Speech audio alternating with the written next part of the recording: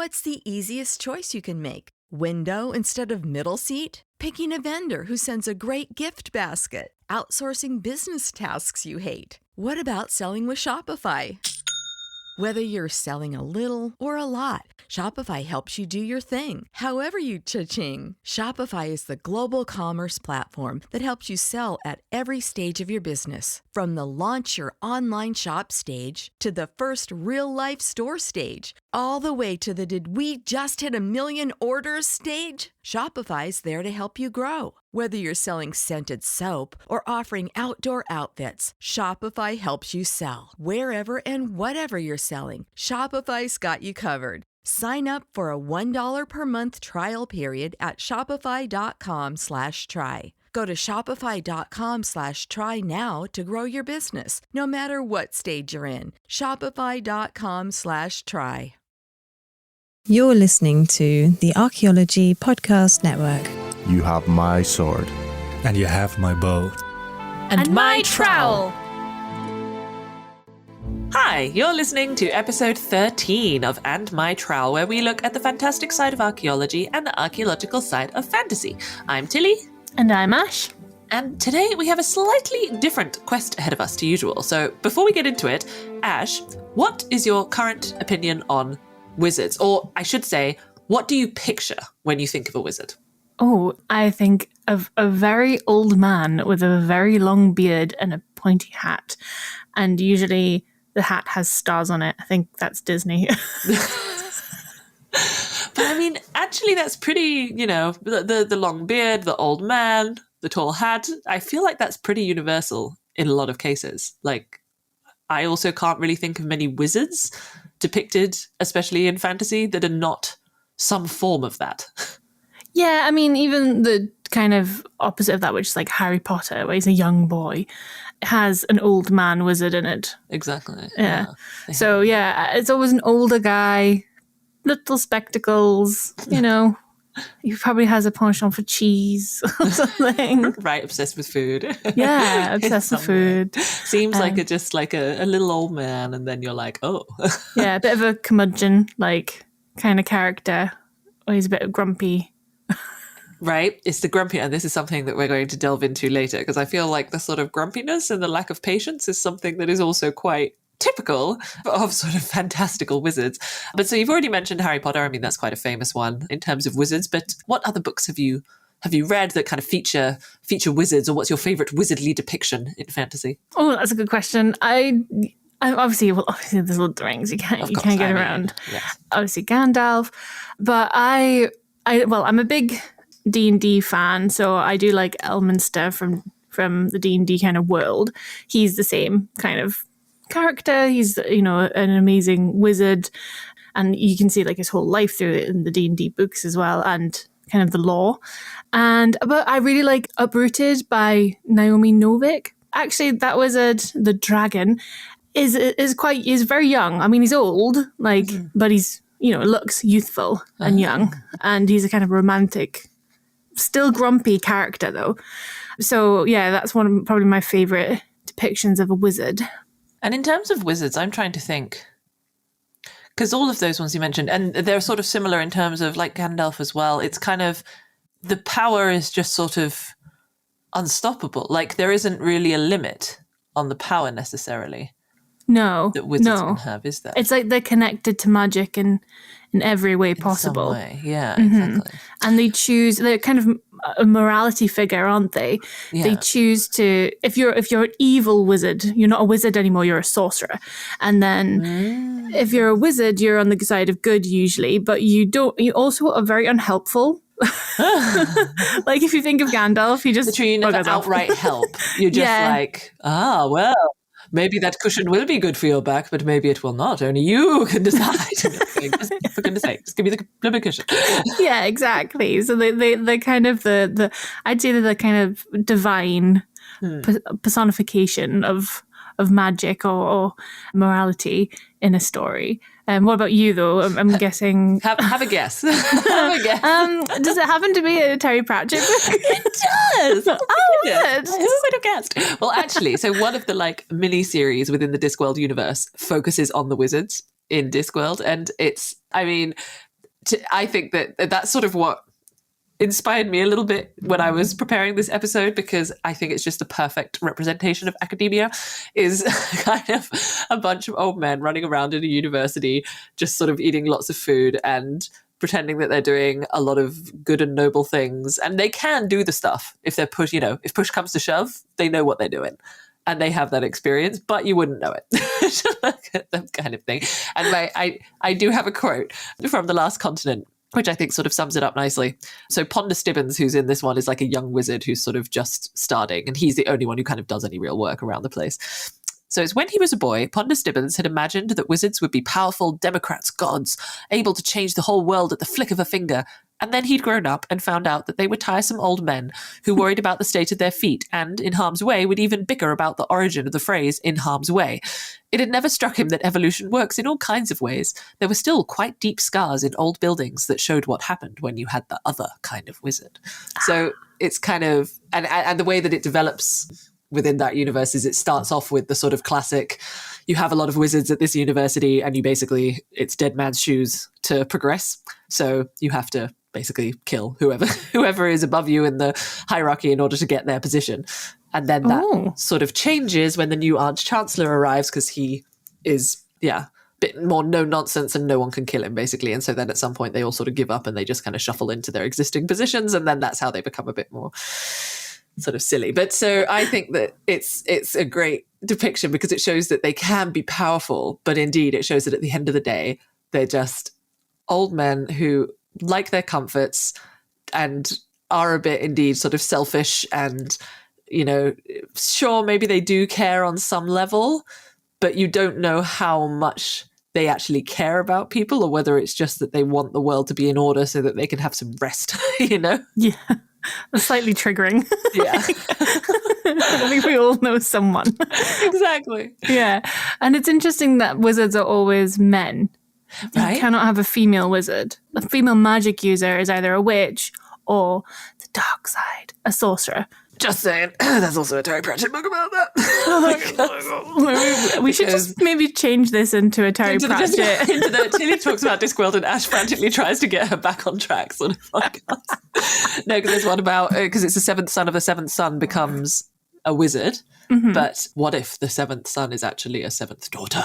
That's what happens in one of the books, basically. And then, it's as they didn't think of that, did they? It's called Equal Rights. It is very good talking about, it's one of Terry Pratchett's earlier ones, so it's a bit less subtle than his later ones, but still it's talking basically about gender equality in that respect, which is quite interesting. Mm-hmm. But so yeah, there's a bit of a variation, but indeed I think we can see that it's always that.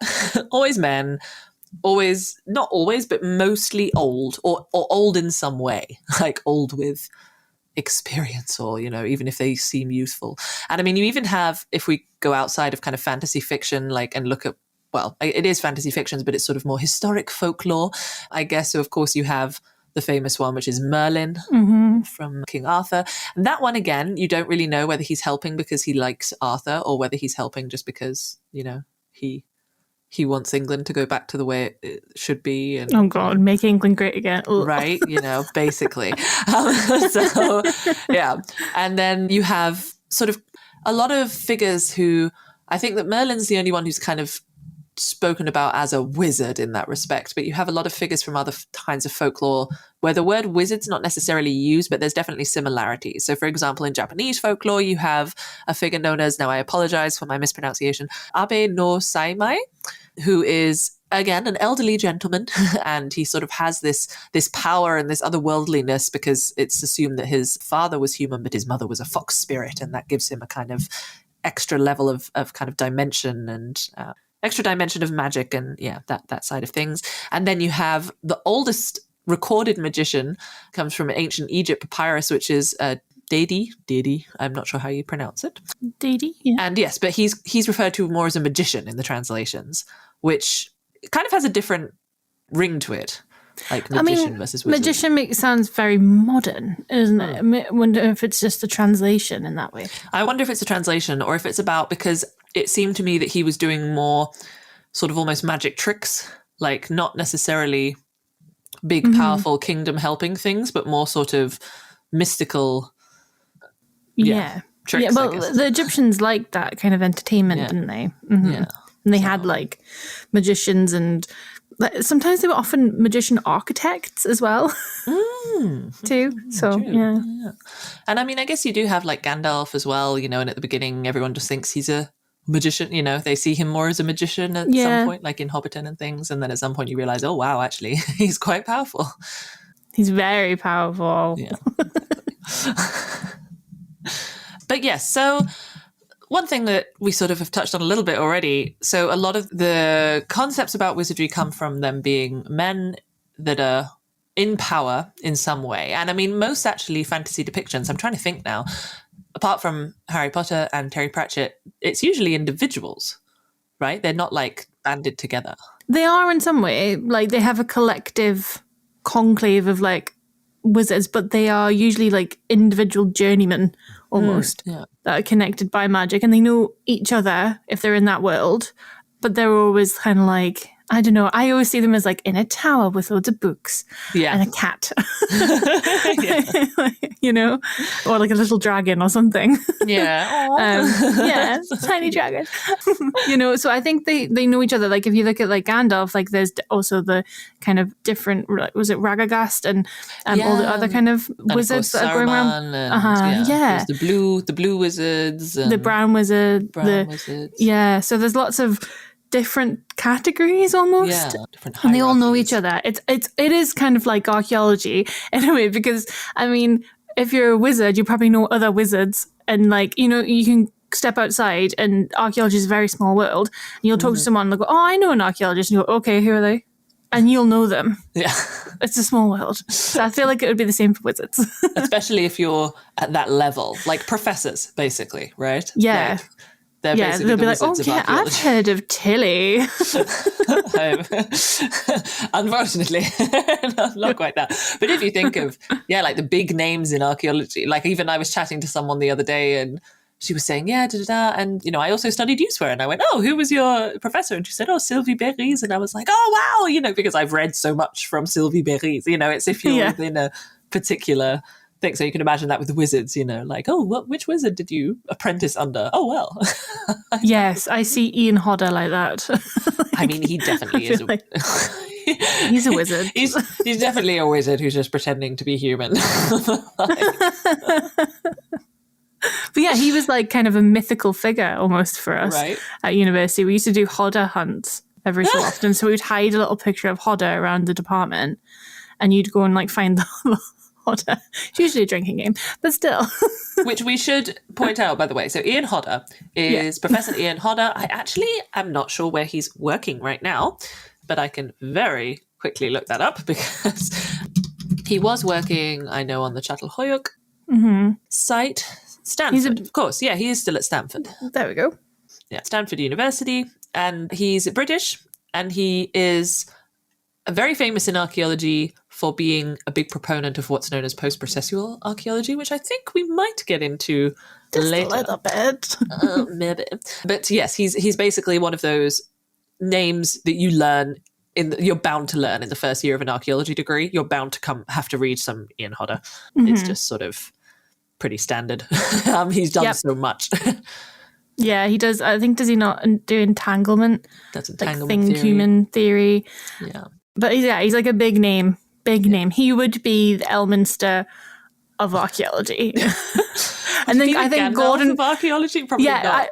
I think Gordon V. Child would be the Gandalf. And I think Ian Hodder would be the Elminster.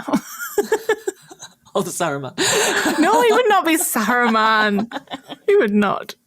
Or Radagast. I mean, I see him a bit as a Radagast. I apologise, Ian Hodder. Yeah, Ian Hodder, we love you. If you are listening to this, we are big fans. But, you know, unfortunately, when you become a celebrity, you are going to be open to some sort of ridicule. In that respect, especially it's kind. Kind. But I like your reference to the fact that indeed sort of the wizarding world is almost similar to academia in that respect. Like, you definitely have those hierarchies. You definitely have those big names who know each other and who are also kind of a little bit I mean, like the quote from Terry Pratchett, who would bicker about the origin of the phrase in harm's way when they were in harm's way. I can see archaeology professors doing that, bickering about definitions of terminologies and all of that kind of thing.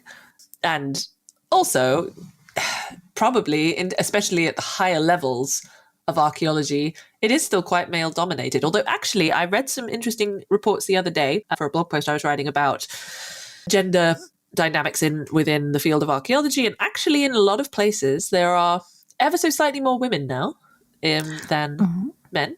However, this is just on average. If you look in the hierarchical levels, shall we say, of the wizarding world, then it is still fairly male dominated. Yeah, it's this. I remember there was a statistic. I can't remember the actual statistic. I can't say statistic. Statistic that came out. It's hard. S's are hard for me. And it basically said that there was more women in field work, but then in managerial positions, it was men. And I think with academia, it's very similar to the wizarding world. You get a position, you get it for life. Yeah, really. I mean, I remember there was one guy in our department that had been there 60 years and he just lived in this one room and did dendrochronology. So, sounds great to me.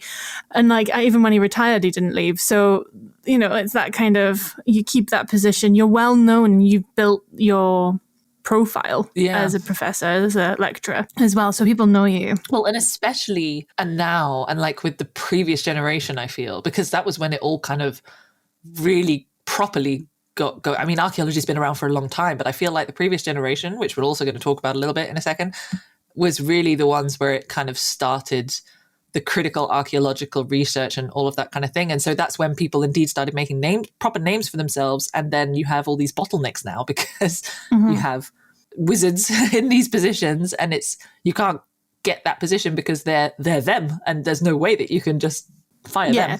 No one could replace Ian Hodder. I mean, yeah. Do but probably at some point someone will have to. Well, someone will have to. There'll be the next Ian Hodder and it'll be me. No. You heard it here, everyone. You heard it here. Ashley will be Ian Hodder. Yeah. So, and the funny thing is as well with departments, I think they also have their squabbles with each other too. So, and you kind of get that kind of gossip. And I feel wizards would be very similar. You just know Gandalf's got something to say about Radagast. Of course. Of course. Yeah. Well, on the topic of which, so before we get into this scenario, I just want to do a quick check. Do you have your fireproof robes on? Oh gosh, no, I'll go and put those on.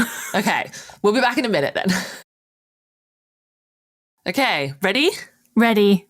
Right, good. Because remember at the end of our last episode, we saw all of those flashing lights in the sky? Oh yeah, they almost looked like fireworks. Exactly. So we decided to investigate further, and we see that they are indeed fiery explosions, which seem to be coming from the direction of a nearby field. We walk over and see that what we thought were fireworks are actually huge balls of fire that are being launched from two ends of the field. So each time one ball is launched from one side, an answering ball is hurled from the other side to crash into it with a bang of flame and sparks. Looking closer, we see that at either end of the field stand two tall men, although actually they only appear tall because they're wearing long, pointy hats, and they have long robes flowing and swirling around their bodies as they flail with their arms and jump up and down, apparently in anger, I assume. "The magic is clear," one is screaming. "It is clearly affected by the external influence of the current position of the moon, which we know has a predetermined path that can be objectively quantified." "You're objectively quantified," retorts the other. "There is no objectivity. You see the moon, but the troll living on the next hill sees nothing but a huge lump of pitted rock. That is just interpretation. That, sir, is the whole bloody point." Standing to one side is a group of huddled figures, also with pointy hats, but of significantly lower height. We approach and ask what is going on. "Oh, thank goodness you're here," they cry. "We were just thinking that we should call you in. They're having another theoretical argument, and it's gotten a little bit out of hand." Another fireball explodes into the sky above us. So, based just on what they have been screaming at each other since we arrived, Ash, and considering its theory. Now, they are wizards, so we don't know exactly what they're kind of researching, but because we're archaeologists, of course, we have to base it on what we know from archaeological theory. So what would you think of when you hear these sort of arguments being thrown around? Oh, I think it's the age-old debate. It's processual archaeology versus post-processual post-processual archaeology. We should get a little. We need to get a little like buzzer. Ding. Ding, ding, ding, ding, ding, ding. Post-processual archaeology. It's always the age-old debate every single time. There is always someone who's a processualist, and there's always someone who's a post-processualist, and then there's us who are after the fact. Yeah, exactly. And I still remember learning about this in class. Out of curiosity, Ash, I think we spoke about this in the first episode, but I can't actually remember. Were you also someone who quite actually enjoyed the archaeological theory class? Yeah. I mean, I think that's why I went into material culture, like post-processual theory. We'll talk about it, but it talks a lot about material culture and the kind of relationship between material culture and people a lot of the time. So yeah, I did like it. And also I'm just like, I love theory. I think theory is a lot of fun. And you can be fun. Yeah. And sometimes we are the wizards arguing with each other. Right. I like that. And what I like is that you've sort of mentioned it already, that the big names in archaeology, and you have big names in like all these different theories, which I'll explain the theories a bit more in a second. But what I love is also when you read theoretical papers, it is honestly, it's basically this scenario that we've just been in, but written down on paper. Absolutely. Yeah. It's just... the rebuttals. Yeah. They're quite funny. And they're so funny because they're written so professionally, but they are so like, burn. Yeah, the shade in them is unreal. Mic drop. Yeah, it is gossip to the highest extreme. You're like, Renfrew does not like such and such. And they're like, oh, he didn't agree with that, did he? Oh, exactly. Yeah. And it's so... not even passive aggressive, just aggressive. Like aggressive. A lot of the things. Like the authors of this paper clearly did not consider, or if they considered for some reason that is unbeknownst to me, they decided to, kind of thing. And you're there going, oh boy. Yeah. And then sometimes I find they have to have like another editor if they're doing like a larger book, which is about like, the different approaches or something, just to make sure that they're not super biased. Right. In every single approach that they do. You're like, oh God. I wonder whether the big names, like, know from the two sides, whether they have, all of these, so like these wizards as well, they're throwing fireballs at each other and they're getting angry, but then afterwards they'll go together and have like a cup of tea or something. Like, I wonder if the professors like get together for a pint every so often. And Absolutely. I remember even just in commercial, people who went to university with each other, and they were always like, he's always been the same since university. He's always done. And they would be like managers and they would squabble, and then they would like go out and have a meal together, and you'd be like, okay, I just don't understand how to do that. I can't compartmentalize my life like that. Yeah, but it is, right? It's really, it's just business. It's just business or whatever, which in archaeology, in archaeological theory, then means something else. Yeah. I mean, I think archaeological theory is like the battleground of archaeology. So like, it's like, go to the mattresses. This is it. There's no longer just business. It's personal. And there's so many different arguments about different things. Like, and even I remember hearing from, I can't even remember who it was now, but it was a very big name in archaeological theory. And it was just, the whole thing was all about the word assemblage and whether it is appropriate to use the word assemblage and what that word means. And he gave an 1.5 hour long talk about it. And it was fascinating. But afterwards, I thought, Michael came with me, my husband, who is not an archaeologist. He came with me. And afterwards, he's like, so what was... I don't get it. What was about?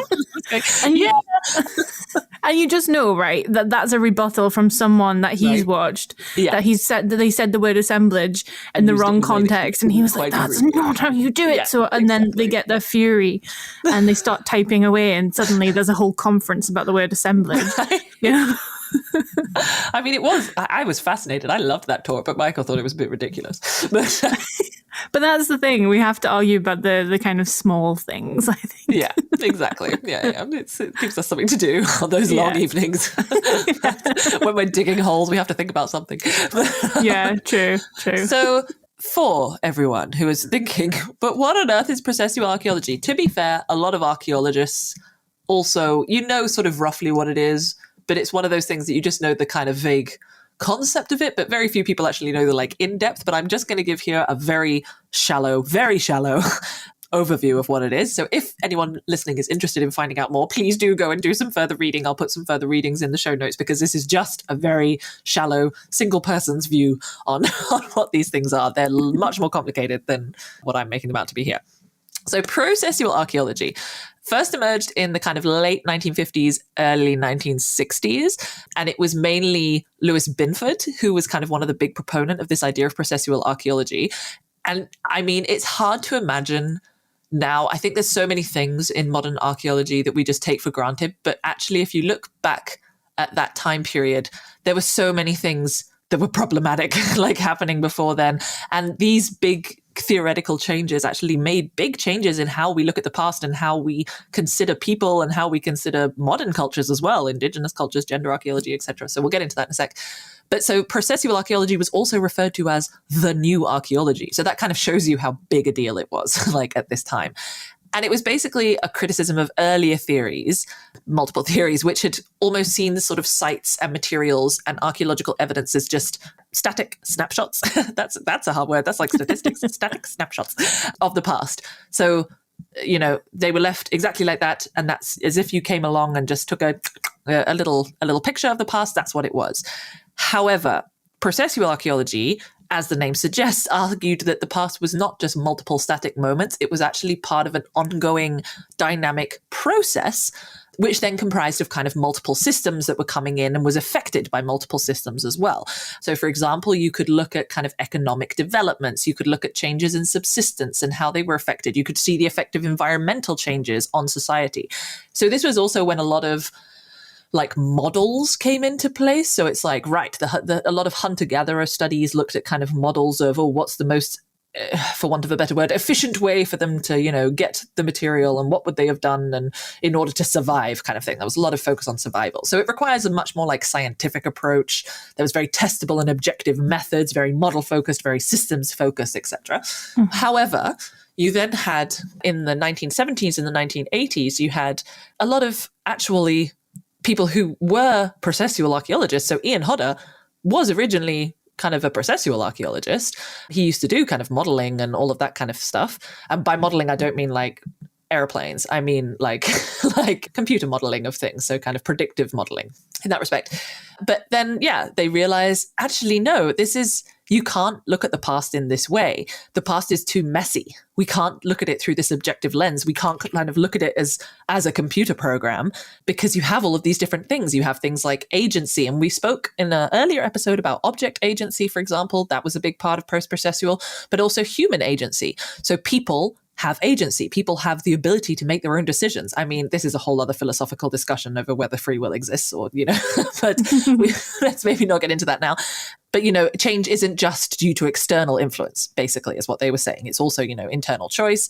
And yeah, so there was a lot more subjectivity brought in. And my favorite thing ever in archaeology is related to post-processual archaeology. And it's that idea that all of our interpretations are just going to inherently be biased by us, like by our own experience and our own context. And we have to understand that in order to kind of make interpretive decisions. So unlike the processualists who said, no, we can be really objective, the post-processualists were like, nah, we cannot.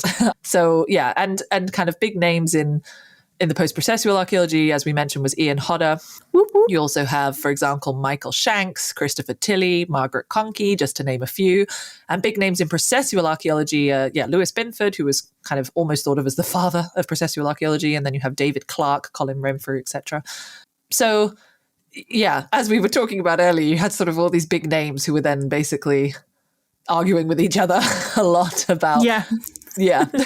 And what I love as well is there's also this argument that, for example, with post-processual archaeology, that actually it doesn't exist because no two people who call themselves or who might think that they're post-processual archaeologists actually think in exactly the same way. Like everyone has, which also kind of proves the point of post-processual archaeology, and that we're all affected by our own bias. Yeah, exactly. And it sort of has moved on from there as well. But when I was at university, and this was a few years ago, so it might have changed, we didn't quite have a name for it yet of what we like us, our generation of archaeologists were. Yeah. So we're kind of past the post-processual, you know. We're the newest. It's the new wave archaeology coined here.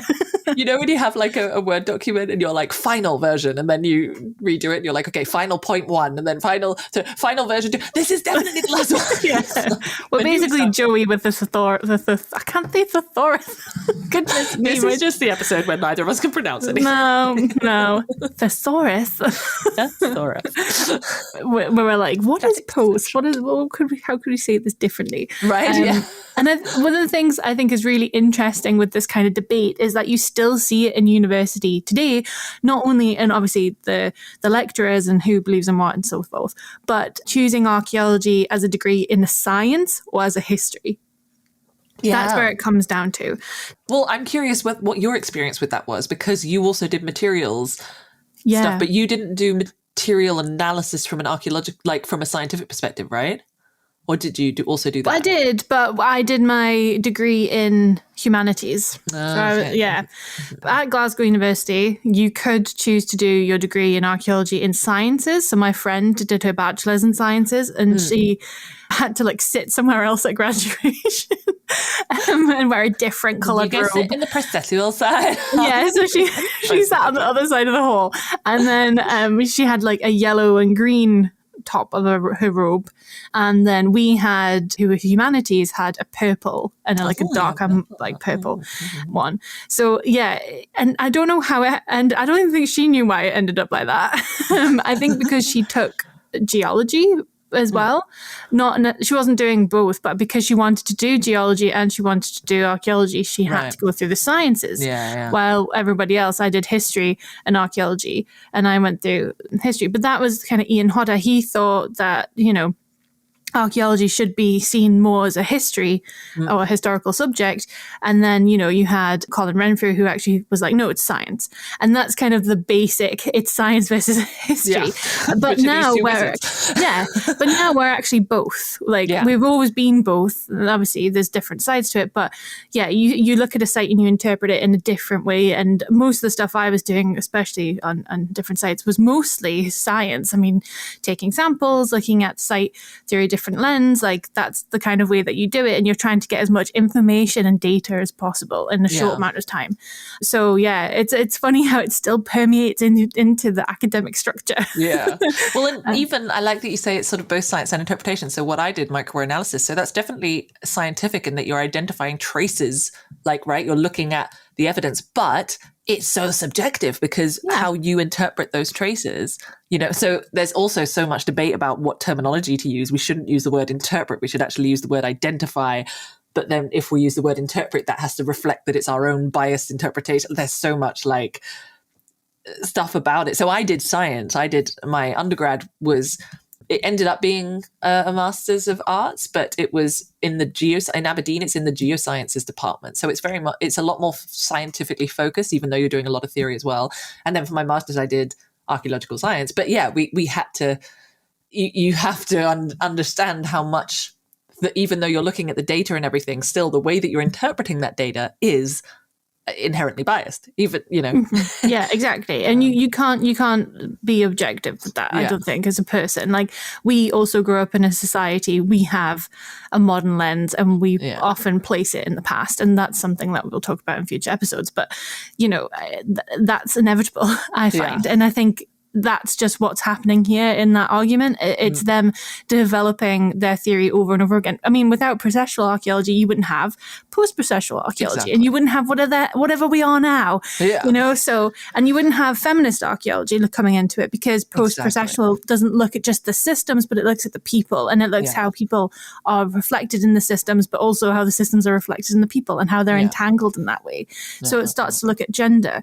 And so otherwise, we would just have very kind of limited scope of what archaeology and what the past was like if we kept it as it was in the early 50s and 60s. And you've got to remember that in the early 50s and 60s, there's a lot of scientific change going on. I mean, radiocarbon dating comes into it, which is very different from when we had the antiquarian stuff, where it was literally just a man in a chair pointing and making manual laborers just do all the digging, and they'd be like, yes, that's very nice. Yes. And you have social changes happening as well. Exactly. In society, and how we see other cultures, how we saw genders and that kind of thing. It's a lot of Yeah, exactly. So there's a lot of change in our own society that's reflected back onto how we interpret the past. That's okay, because you are interpreting.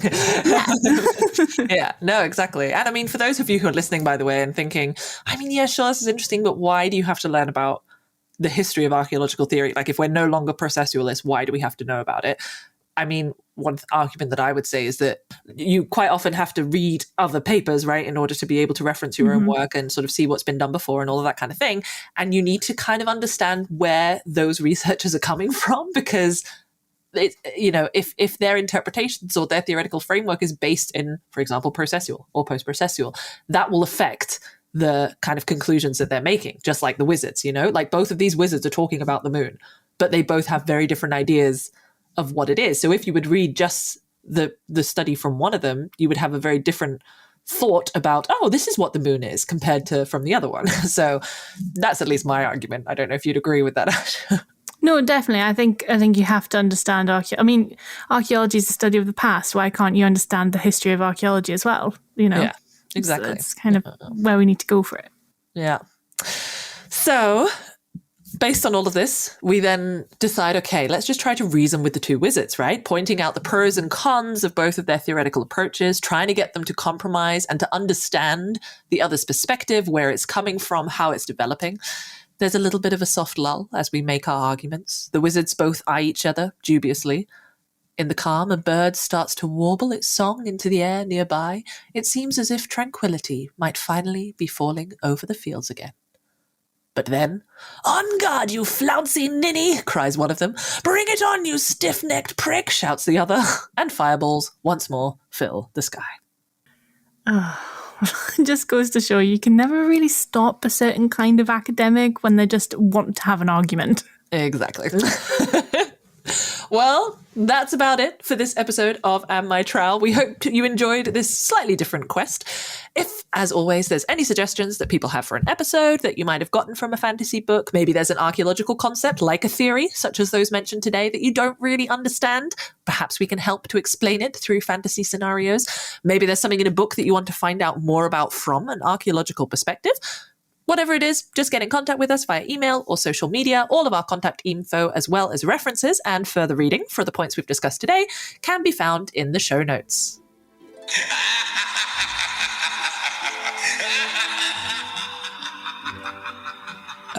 What's that? I don't know, but I definitely don't like it. Okay, let's go check it out.